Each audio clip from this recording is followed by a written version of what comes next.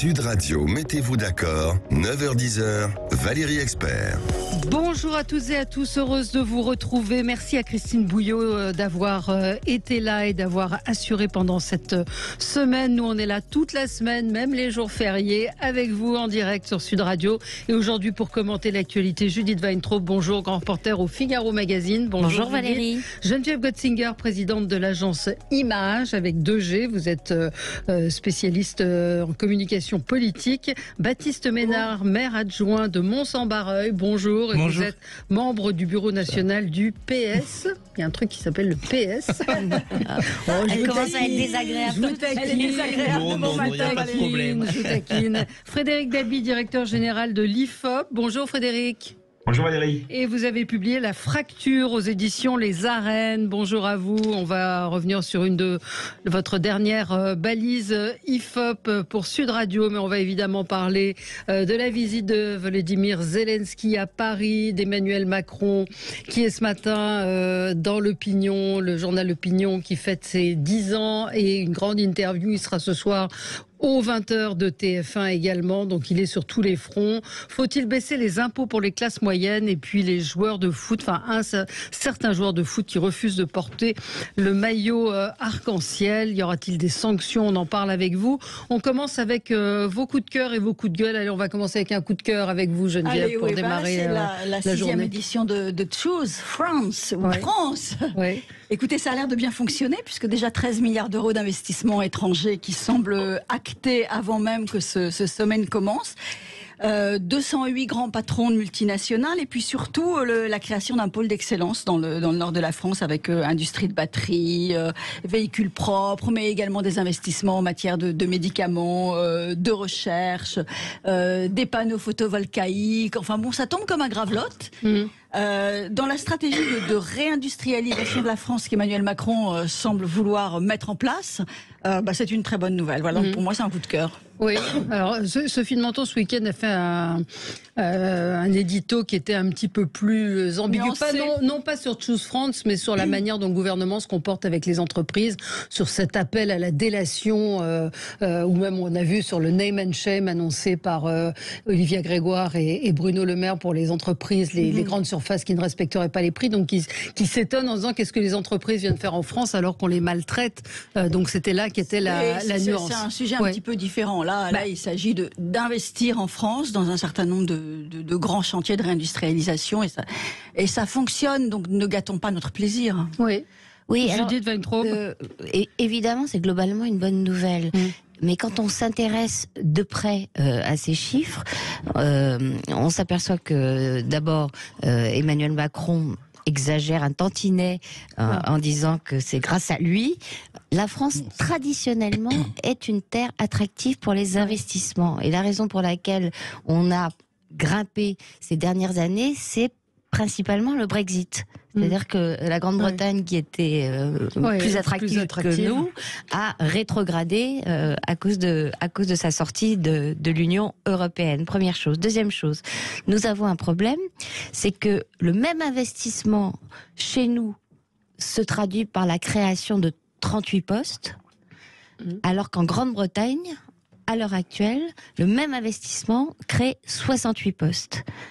Et c'est toute la problématique de la réglementation française, des difficultés, sujet dont Emmanuel Macron parle aussi et auquel il a enfin décidé de s'attaquer, le millefeuille administratif, le fait qu'on mette 10 fois plus longtemps à implanter une usine en France qu'en Grande-Bretagne, mais aussi en Allemagne. Donc il ne faut pas regarder juste l'investissement en valeur absolue, il faut regarder la question essentielle, c'est est-ce qu'il est productif ou pas en termes d'emploi. Oui. Bon, écoutez, c'est une bonne nouvelle. Après, c'est vrai qu'Emmanuel Macron n'a pas son pareil pour s'attribuer à chaque fois tous les mérites. Mais c'est vrai, c'est ce que vous avez dit, depuis la sortie de la Grande-Bretagne de l'Union européenne, on sait qu'il y a eu un regain d'intérêt pour la France en matière d'investissement. Et de ce point de vue-là, moi, je m'en satisfais. C'est lui qui a quand même initié. Il n'a pas l'appareil pour s'attribuer le mérite. C'est lui qui a initié ce sommet. Il mouille la chemise, on peut le lui reconnaître.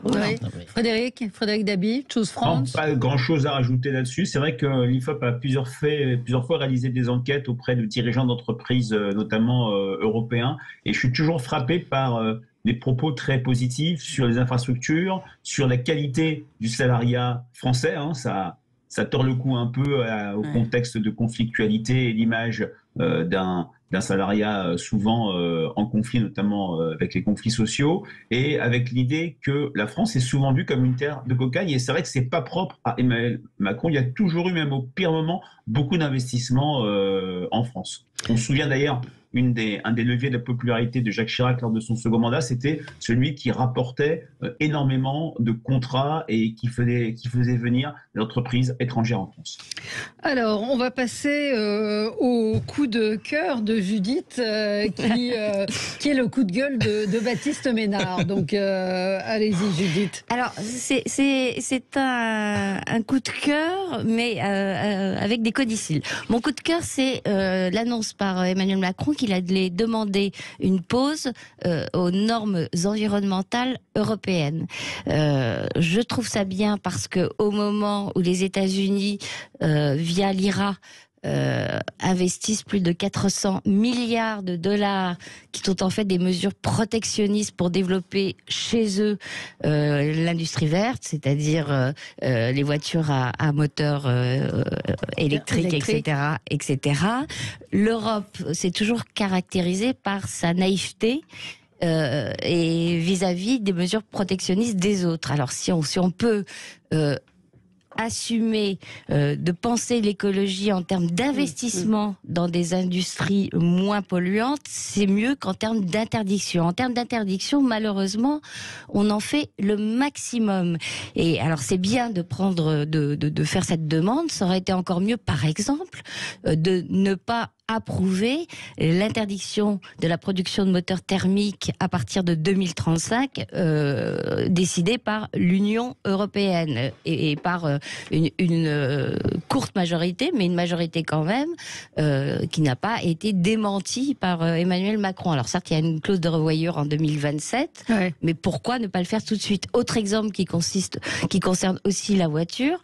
Au début de l'année a été décidé un bonus écologique, vous savez, pour aider les gens, et notamment les foyers aux plus faibles revenus, à acheter des voitures électriques. Et puis tout d'un coup, on s'est dit, zut, ça profite d'abord à Tesla et d'abord aux producteurs de voitures électriques étrangères. Il faudrait peut-être, et annonce d'Emmanuel Macron au mois de mai, il faudrait peut-être réserver ce bonus aux voitures vraiment construites en France, Europe. Bon sang, mais c'est bien sûr, mais que ne l'a-t-il décidé avant? Alors, Baptiste moi, mon coup de gueule, c'est dans le signal qui est envoyé. C'est-à-dire qu'Emmanuel Macron, c'est toujours l'homme du en même temps. C'est celui qui clame Make Our Planet Great Again et qui, dans le même temps, ne fait pas de l'écologie sa priorité.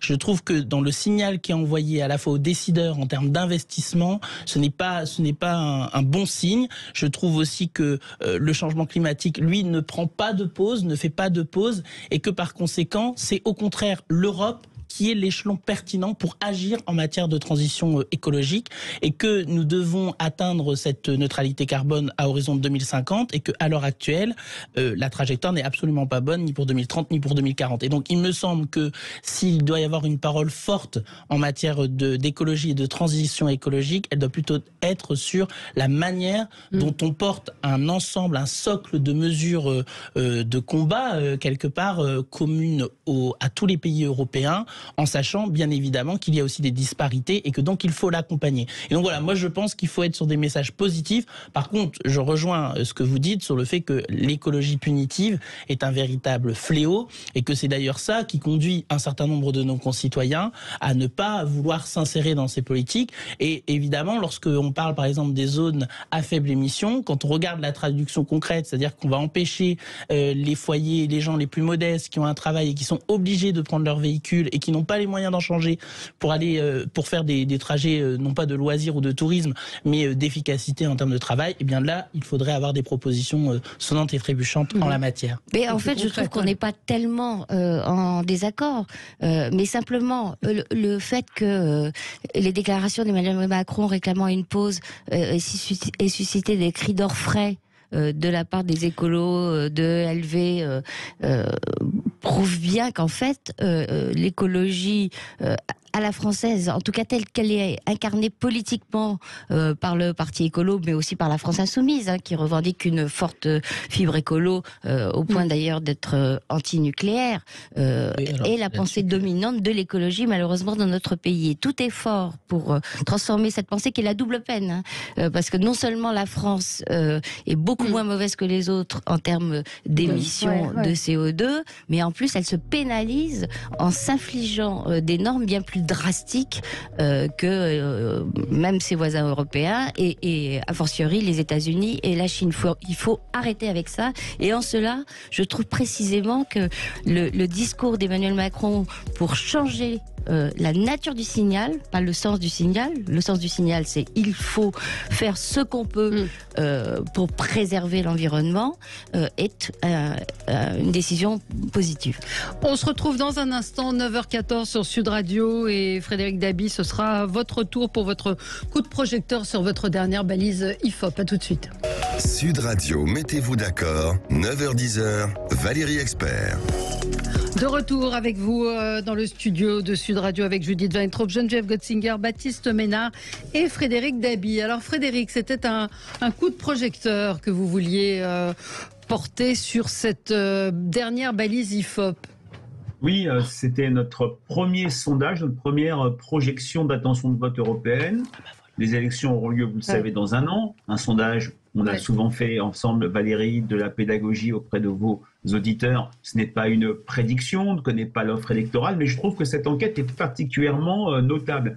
Elle n'est pas surprenante. Que le RN arrive en tête dans chaque configuration d'intention de vote, c'est normal. N'oublions pas que le RN a gagné, entre guillemets, les élections européennes en 2014 et en 2019. Qu'il n'y ait pas une véritable sanction pour la majorité présidentielle, ça peut paraître surprenant. Les listes Stéphane Séjourné, Renaissance, Modem, Horizon obtiennent entre 19 et 22%. C'est parce que on sait très bien que la sociologie électorale de la majorité composée de personnes âgées et l'ADN européen est très fort, ce qui limite un vote sanction. On se souvient que le PS, en 2014, avait obtenu un petit peu moins de 14% aux élections européennes. Là, on parlait de vote sanction. Et je ne dis pas ça pour embêter notre ami Baptiste. Il n'y a pas de problème, rappeler des faits historiques. Mais le principal sujet d'intérêt pour moi, c'est la situation de la gauche. Vous l'avez vu, cette enquête JDD Sud Radio avec IFOP Fiducial, on a testé une hypothèse classique où la gauche partirait séparée, parce qu'il ne faut pas oublier qu'aux élections européennes, on est sur un vote de marque partisane et les alliances sont extrêmement rares. On se souvient des listes LO, NPA, je ne parle pas du RPR et de l'UDF. Dans ce cadre-là, la gauche obtient un total de 35%, ce qui est beaucoup. Ce qui est plus que la présidentielle, c'est plus que législatif. Tout se passe comme si ce mouvement social avait, je dirais, réveillé le peuple de gauche. Mais première surprise intéressante, l'équilibre est parfait entre LFI, le PS et Europe Écologie Les Verts, 10, 10 et 10. Ce n'est pas une bonne nouvelle pour Jean-Luc Mélenchon et la France insoumise. La liste Manon Aubry, qui était la tête de liste en 2019, n'obtiendrait que 41% des électeurs de Jean-Luc Mélenchon de la présidentielle. Donc équilibre assez surprenant. Et deuxièmement, et je pense que ça va vous faire réagir, quand nous testons ce que souhaite la France insoumise, ce que souhaite beaucoup de soutien de la NUPES, à savoir une liste unique, d'un côté, cette liste qui obtient 26% permet à NUPES d'arriver en tête, d'être en tête à égalité avec le Rassemblement national, mais écoutez, 26%, c'est 9 points de moins que le total des listes globales de gauche. Ça montre que pour beaucoup de sympathisants, électeurs de gauche, ils refusent l'équation NUPES égale LFI, LFI égale Mélenchon, et tout ça ouvre peut-être un espace social-démocrate, des listes écologistes dissidentes. Donc on est vraiment sur une forte incertitude. Personnellement, j'arrive pas à imaginer une liste unique compte tenu de ce qu'est le scrutin européen et l'état des relations entre les forces de la NUPES, mais c'est intéressant de voir une gauche qui apparaît en meilleur état, mais la question de sa configuration des alliances apparaît centrale. Oui. Oui, Judith, de toute façon, bon, ce sondage, il n'est pas totalement surprenant parce qu'il confirme une certaine désaffection pour la France insoumise qu'on percevait déjà à l'occasion des partiels. Oui, en Ariège. En Ariège notamment, hein, avec la victoire d'une candidate de gauche dissidente de la NUPES contre la sortante France Insoumise, une certaine perte de vitesse de Jean-Luc Mélenchon qui n'a pas réussi à accrocher le mouvement social, qui s'est mêlé fâché avec l'ensemble des organisations syndicales, y compris la CGT, en demandant qu'on pratique l'obstruction à l'Assemblée nationale. Bref, il a échoué. La probabilité d'une liste commune est d'autant moins importante que les partis frères et partis partenaires de la France Insoumise dans la NUPES n'en veulent pas, sauf Olivier Faure, patron du PS, qui bizarrement doit son siège de député aux législatives à son accord avec la France Insoumise. Mais à part ça, les Verts n'en veulent pas, les communistes n'en veulent pas, donc ça n'en prend pas le chemin. Reste qu'il faudra m'expliquer comment les désaccords peuvent être assez importants pour présenter des listes séparées aux européennes et pas assez importants pour ne pas présenter une candidature unique à la présidentielle, ce qui semble être l'objectif commun des partenaires de la NUPES. Oui. Je trouve ce sondage très intéressant parce que effectivement, et Frédéric, que vous l'avez dit, en partant sous l'égide de la NUP, c'est-à-dire au prix pour les socialistes d'un renoncement à ce que nous sommes et de ce en quoi nous croyons, eh bien, nous perdons près de 9% d'électorat de gauche. Et donc, je pense que tout ça appelle désormais à arrêter avec cette mascarade de la NUPES.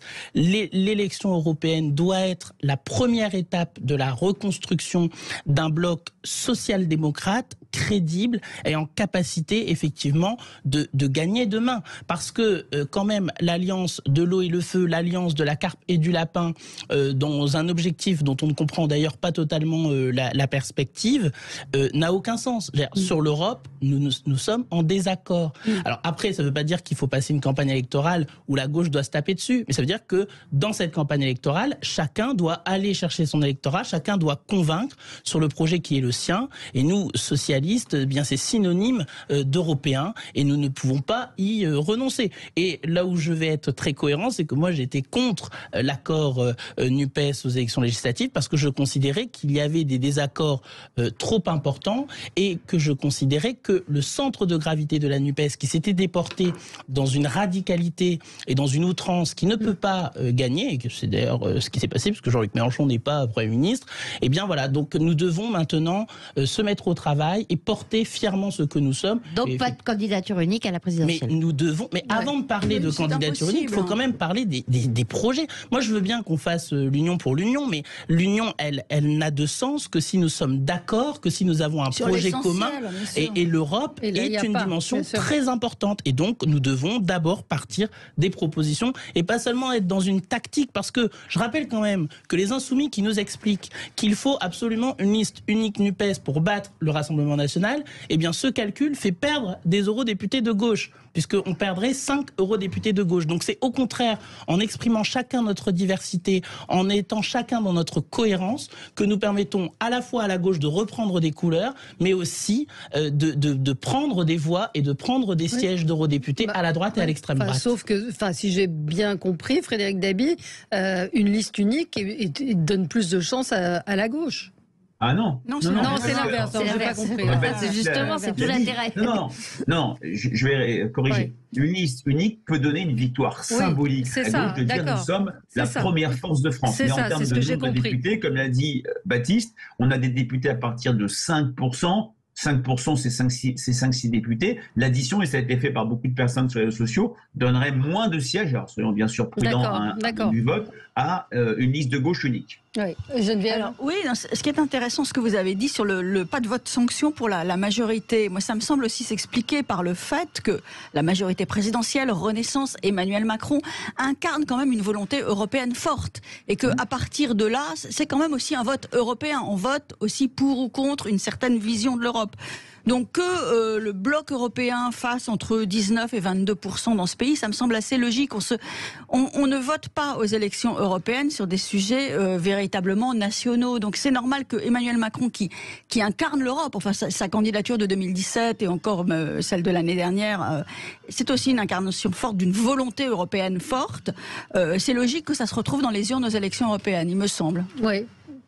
Écoutez, après, là où je nuance un petit peu, c'est que la modification du mode de scrutin avec des listes unique au niveau national risque quand même de nationaliser les choses, même si moi je souhaiterais effectivement que les élections européennes soient vraiment l'occasion de dire quelle est notre vision de l'Europe, et en particulier par exemple l'actualité nous rappelle qu'il faudrait travailler à une Europe de la défense, qu'il faudrait travailler à une Europe qui stimule concrètement la transition écologique, il faudrait réformer les instances européennes pour permettre plus de démocratie, parce qu'on voit bien aussi que les citoyens, voilà. Donc c'est ça ces enjeux-là. Mais quand même, nuançons, parce que moi je crains quand même que lorsque viendra le temps venu de la campagne, eh bien, il y aura quand même une forte dimension nationale. Et d'ailleurs, et c'est une erreur, chacun joue cela.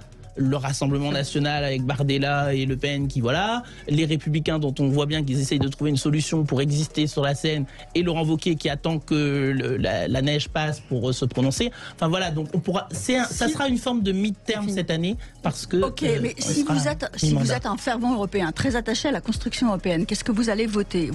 Pour une liste socialiste autonome. Vous pouvez voter pour une liste socialiste autonome, je suis d'accord. Vous pouvez pas voter Rassemblement National, vous pouvez pas voter la France Insoumise, vous pouvez voter Europe Écologie Les Verts, vous pouvez voter pour une liste socialiste autonome, ou vous pouvez voter pour Renaissance. Aujourd'hui, LR a un positionnement moins européen qu'il ne l'a été par le passé. Allez, on marque une petite pause, 9h28 sur Sud Radio. On se retrouve dans un instant, on va parler de ces joueurs de foot qui refusent de porter un maillot arc-en-ciel. À tout de suite. Sud Radio, mettez-vous d'accord, 9h-10h, Valérie Expert. Alors, on va parler de la visite de Zelensky à Paris, juste pour parler, j'ai vu ce tweet passer d'un confrère, journaliste d'ailleurs, qui dit « Déception immense de constater que je ne pourrais pas emmener mes enfants à la cérémonie d'ouverture des Jeux Olympiques. Mon créneau vient d'ouvrir et les seuls billets disponibles sont à 2700 € et 1600 € pièce. Et il dit une cérémonie ouverte au plus grand public, au plus grand nombre. Bullshit, JO 2024. C'est hallucinant quand même ces prix. Là, on atteint des niveaux, oui. J'avais vu des prix de plusieurs centaines d'euros, ce qui était déjà beaucoup. 2700, il a mis une capture d'écran. Vous allez voir, Benjamin Vincent, il s'appelle, et c'est vrai qu'on est un petit peu étonné. Parlons de ce qui s'est passé ce week-end. Des joueurs toulousains, entre autres, refuseraient de porter, et nantais, de porter le maillot contre l'homophobie. Donc 5 joueurs, par exemple du TFC, du TFC, pardon, ont refusé de jouer ce week-end. Ils ne sont pas présentés tout simplement pour ne pas porter le maillot qui était un maillot qui soutenait une campagne homo-hétéro. On porte tous le même maillot. Vous en pensez quoi, Baptiste? Je trouve que c'est assez lamentable. Je suis allé voir un match de foot, moi, au stade Bollaert à Lens vendredi soir. Les joueurs portaient ce maillot. Je trouve que c'est... Enfin, après, chacun, bien sûr, on va toujours me dire chacun a sa sensibilité, etc.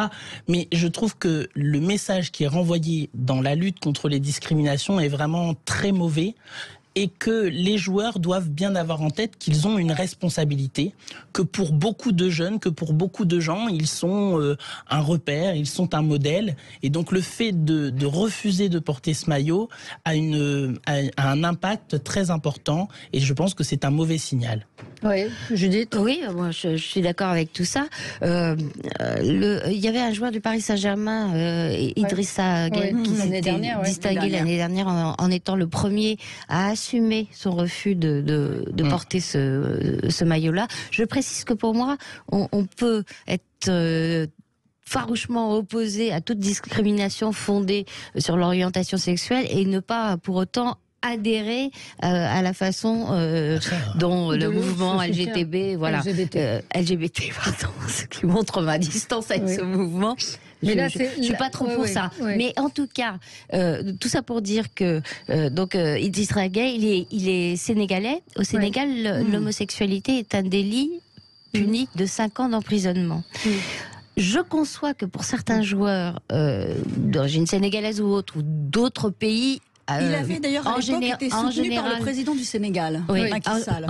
En général, musulman, où l'homosexualité est un délit, ça peut être dangereux pour les familles là-bas et ennuyeux pour les familles là-bas que leurs rejetons footballeurs prennent ce genre de position. Ça, c'est un argument que je peux entendre, mais je trouve que ces prises de position publiques ont l'intérêt de montrer la réalité de certains préjugés dans certaines cultures et liés à l'islam en particulier. Pas forcément à l'islam, d'ailleurs, il y a un mélange culturel et religieux, mais ça met en pièces le mythe selon lequel il n'y aurait pas spécialement plus d'homophobie dans les quartiers où ces populations-là sont fortement représentées. Je pense à cette marche des fiertés qui avait été organisée depuis un départ de banlieue pour montrer qu'il n'y avait aucun problème. C'est faux.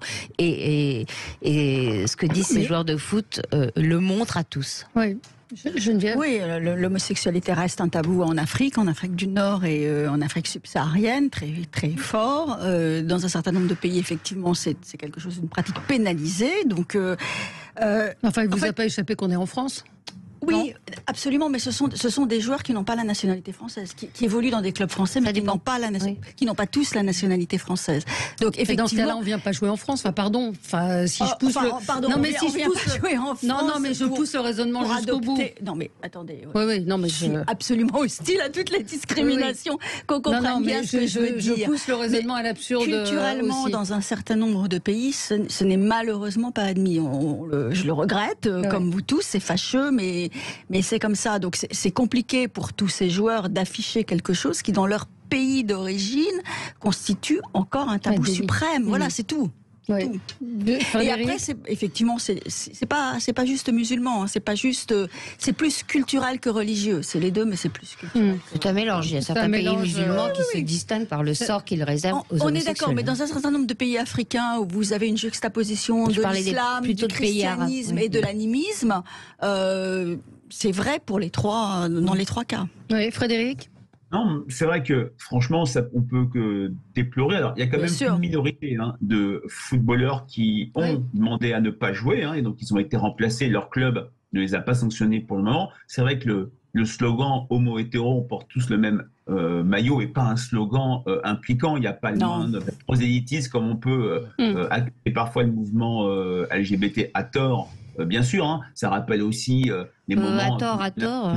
Quand on essayait de rapprocher le corps arbitral des joueurs, on n'a pas le même maillot, mais on a la même passion. Il faut aussi rappeler que le milieu du football reste très peu réceptif, semble un milieu très difficile pour les jeunes homosexuels pour faire leur coming out. Il y a eu 2-3 joueurs en Angleterre, dont un s'est suicidé. En France, il n'y a qu'un ancien joueur de foot qui ne joue plus, qui s'appelle Olivier Rouillet, qui est un coéquipier de Michel Platini, qui a fait son coming out, mais 20 ans après la fin de sa carrière. C'est un milieu qui reste compliqué. Donc, faut pas, je trouve de ce point de vue-là, l'initiative de la Ligue professionnelle de la LFP, la Ligue de football professionnel, est plutôt excellente, puisque c'est une manière de donner un coup de pied à la fourmilière dans un milieu qui n'est pas très gay-friendly. Non, c'est vrai. Alors après, ce type de manifestation ne remplacera jamais de toute façon le travail de fond qu'il faut faire auprès des joueurs et dans ce milieu, plus précisément, ce travail de fond d'éducation, sur l'acceptation de... Un auditeur me dit, je ne suis pas d'accord avec l'obligation de porter un maillot arc-en-ciel. Chacun est libre de son opinion en France et on ne doit pas être dirigé par une minorité qui veut se faire entendre. Alors, mais une discrimination, c'est pas une opinion. C'est là où le racisme n'est pas une opinion. opinion, l'homophobie n'est pas une opinion, l'antisémitisme n'est pas une opinion. Ça, il faut quand même l'avoir en tête à un moment donné. Alors j'entends, c'est pas une obligation, mais moi, encore une fois, les joueurs ont une forme de responsabilité pour diffuser un message de tolérance et d'altruisme. Mais d'autant plus que, encore une fois, le principal problème, c'est pas le foot, c'est cette sensibilité, ces opinions révélées par cet épisode-là qui sont présentes en France. C'est ça. C'est ça qui est le plus... Le foot est un révélateur. C'est pas réservé au milieu du Frédéric Dabi. Non, on a vu pour un peu compléter ce que dit Judith, plutôt l'illustrer. On a vu des images très spectaculaires ce week-end d'une école en Belgique où il y avait des initiations, un cours sur la lutte contre la discrimination. On a entendu des jeunes hurler Allahu Akbar et détruire le stand. Donc c'est vrai qu'il y a une question culturelle qui se pose, il ne faut pas le cacher. Et religieuse. Absolument. On se retrouve dans un petit instant. On va parler d'Emmanuel Macron qui est sur tous les fronts, de Volodymyr Zelensky à Paris. Bref, est-ce qu'on aura le temps de tout évoquer? On l'espère. À tout de suite sur Sud Radio. Sud Radio, mettez-vous d'accord, 9h-10h, Valérie Expert. Et on est ensemble jusqu'à 10h. Alors Emmanuel Macron est sur tous les fronts. Il communique à tout va dans l'opinion aujourd'hui. Très longue interview ce soir au journal de 20h. Demain, Elisabeth Borne fêtera ses 1 an en tant que première ministre. Youpi, voilà. Vous savez, je pense à ce dessin de Claire Bretéché. On voit une femme qui prend un antidépresseur et elle a 40e case, elle fait youpi. La situation, alors Judith, comment... Alors Emmanuel Macron fait feu de tout bois, des annonces pour baisser les impôts des classes moyennes. On a beaucoup de... On essaye de faire diversion. C'est quoi cette séquence communication? En cohérence avec mon coup de cœur du début d'émission, moi je préfère Emmanuel Macron qui veut relancer l'industrie française plutôt que le Emmanuel Macron qui nous expliquait que la réforme des retraites servait à financer l'éducation nationale et le système hospitalier, à tel point que Elisabeth Borne déjà avait dû rectifier en disant non, il n'y a pas un sou gagné grâce à la réforme des retraites qui ira ailleurs que dans les retraites. Donc on retrouve le fil conducteur de ce qu'est le macronisme. Si le macronisme est quelque chose, c'est quand même ça. C'est faire repartir la France qui a pris un retard considérable. Et de ce point de vue, je conseille la lecture de l'interview du président dans le quotidien L'Opinion, qui est très éclairante parce qu'il y tient des propos sur le déclassement français qui serait d'autant plus pertinent s'il n'était pas président de la République depuis 2017, mais qui sont très pertinents quand même. Alors Frédéric, cette séquence... Moi, c'est vrai que c'est très intéressant, cette suractivité, un peu comme un président en campagne électorale, comme disait Arlette Chabot ce matin, celle qu'il n'a pas fait en 2022 pour les raisons que l'on sait, les raisons notamment internationales. Non, ce qui est très intéressant, je trouve, c'est la finalité. Clairement, on voit un président extrêmement présent qui cherche à faire désaxer les Français, sortir de la page réforme des retraites qui pour l'instant n'est pas tournée pour beaucoup de Français, qui a envenimé de manière très spectaculaire la relation entre eux et lui. C'est vraiment lui contre nous, c'est comme ça que les Français le disent dans les enquêtes qualitatives. Donc en étant extrêmement présent, en parlant de tous les sujets, impôts, classe moyenne, industrialisation internationale, le président cherche à sortir de cet agenda retraite. Quand on regarde les enquêtes IFOP fiduciales pour Paris Match et Sud Radio, il n'y arrive qu'en partie. Il y arrive dans un sens parce qu'il a stoppé l'hémorragie. La semaine dernière, Valérie, il était stable dans notre baromètre du match de l'exécutif. Le plus intéressant, c'est que cette reconquête ne marche pour l'instant qu'auprès de ces segments force. C'est-à-dire, il retrouve des couleurs chez les personnes âgées, chez les cadres supérieurs. Dans son socle électoral, il a gagné une douzaine de points. Il est de nouveau très haut, il ne faut pas oublier. Ce n'est pas la situation d'un François Hollande en 2016 qui était même minoritaire chez les sympathisants PS. Lui, il est à 80% dans son électorat du 10 avril dernier. Mais il faut reconnaître aussi qu'auprès des segments qui ont été les plus en colère contre lui, les plus mobilisés contre la réforme des retraites, je pense de manière très large au salariat, la reconquête n'est pas faite, loin de là, et il y a toujours un sentiment de colère particulièrement intense. Maintenant, le problème aussi, du fait de cette personnalisation de la relation entre Emmanuel Macron et les Français, le voir énormément dans la rue, sur le terrain, à la télévision, etc., peut être pour beaucoup pire que le mal, puisque pour beaucoup de Français, c'est lui le problème. D'un autre côté, il ne peut pas ne pas faire autrement, et j'ai envie de dire que ça marche de manière assez satisfaisante auprès de son socle. Oui. Alors on lui a reproché à Emmanuel Macron de se planquer pendant des mois. Donc là, on ne va pas lui reprocher l'inverse, de sortir. Le macronisme, ça a longtemps été... Baptiste d'ici, Baptiste Moreau. Le macronisme, c'est un volontarisme. Ça a longtemps été un volontarisme. Ça redevient un volontarisme. Il est dans une phase de reconquête, effectivement, avec la volonté affirmée de laisser derrière lui cette période de réforme des retraites qui a été catastrophique. Période au cours de laquelle il s'est quand même planqué en mettant sa première ministre en première ligne. Alors, cela dit, il est dans dans une parenthèse, parce que cette histoire de retraite, ça va quand même revenir le 8 juin à l'Assemblée nationale avec la proposition de M. Charles de Courson. Donc, il en parle en filigrane, parce que quand il évoque une proposition à 15 milliards d'euros, ça veut dire que on sait que les macronistes de l'Assemblée sont en train de réfléchir aux moyens d'empêcher l'adoption par l'Assemblée nationale de cette proposition Lyotte visant à annuler la retraite à 64 ans. Et l'un des moyens institutionnels, ce serait de sortir l'article 40 qui interdit aux députés seulement, pas au gouvernement, quand le député propose une loi, il ne peut pas créer de la dépense publique sans la compenser. Mais je pense que s'il faisait ça, alors là, la déflagration politique et symbolique serait terrible. Mais de toute façon, pour Emmanuel Macron, il n'y a que des mauvaises solutions, puisque soit il fait adopter... Alors... Non, mais je parle de l'examen de la PPL de Courson.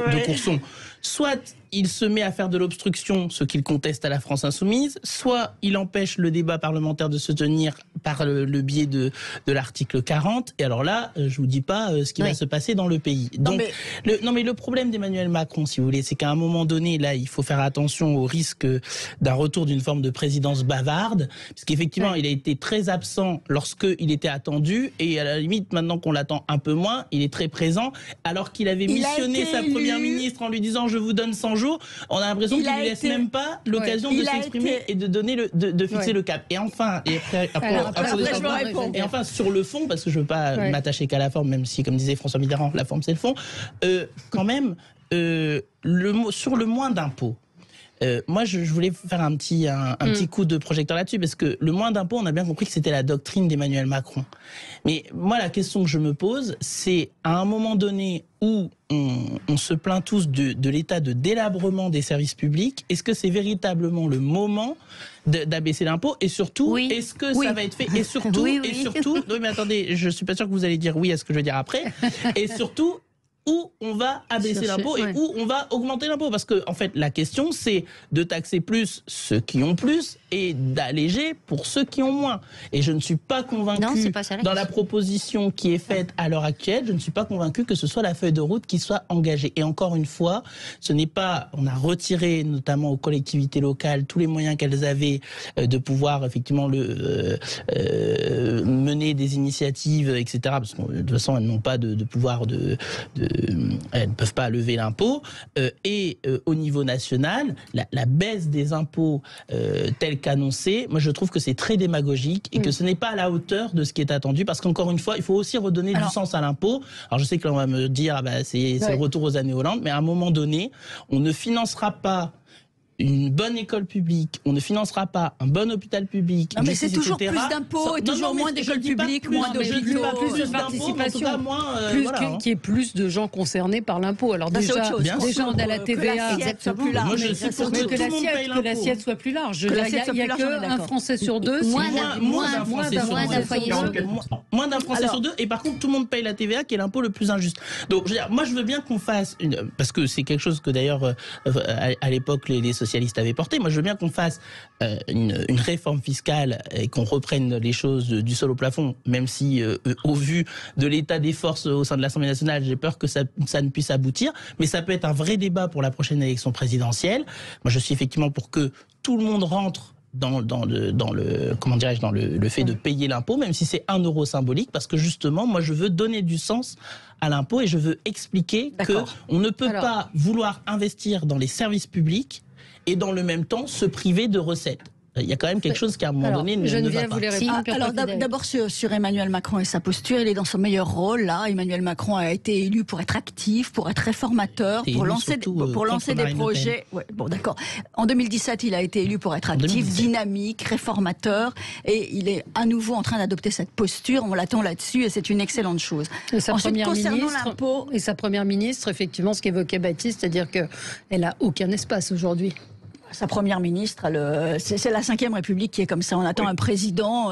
C'est les institutions qui veulent ça. On ne veut pas un président second. Le quinquennat est hyper président. Concernant maintenant l'impôt, oui, il faut redonner du pouvoir d'achat. C'est une évidence. Il faut baisser l'impôt, peut-être rehausser les salaires. Aujourd'hui, on a le SMIC qui ne cesse de monter. Augmentons alors.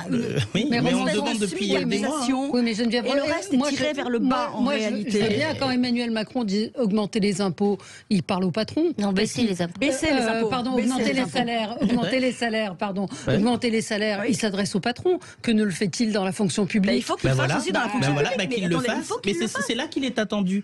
C'est pas dans des baisses d'impôts, c'est de redonner effectivement des marges de manœuvre pour le quotidien. Il y a pour les classes moyennes qui aujourd'hui ont un sentiment de déclassement. Non, c'est plus possible d'avoir autant de nos concitoyens qui doivent arbitrer le 15 du mois entre se chauffer, pardonnez-moi, ou se nourrir. C'est plus possible. Donc à un moment donné, c'est là-dessus qu'il est attendu, à ce moment-là, qu'il fasse un geste pour les fonctionnaires, qui sont les hussards de la République, qu'il fasse un geste pour les enseignants, et pas par des primes, mais par une augmentation des salaires. Oui, non, mais je détaillais, une augmentation des salaires sonnante et trébuchante. C'est là-dessus qu'il est attendu. Oui, là, c'est ça. Excusez-moi, Judith.